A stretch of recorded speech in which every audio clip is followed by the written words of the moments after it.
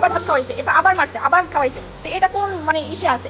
মানুষকে তো এরকম মাইরে ফেলা না, সে যদি একটা খুনিও হইতে পারে, তাহলে তো এরকমের জীবন তো মাইরে ফেলাইতে পারে না। বলেন, ওরা প্রশাসনের কাছে দেন, কিন্তু ওরা মাইরেন না। নিতে হলে টাকা দিতে হবে 35,000 টাকা দিয়ে ছাড়াই না, নাহলে আমরা ওরা ছাড়বো না, ওরা আরো মারবে। ফ্যামিলির কেউই নাই একটা মানুষের। আমার আপনার যদি এরকম থাকে, তাহলে আমরাও একই পথে প্রতীক হইতাম, যে মা বাবা ভাই বোন কেউই নাই। সেজন্য একটা মানুষ অসহায় মানুষকে তো এরকম মারতে পারে না, একটা কুকুরেও তো মারতে পারে না, এরকম মারতে মারতে মারে ফেলাইতে পারে না। মারছে, তারপর আবার ভাত খাওয়াইছে, এরপর আবার মারছে।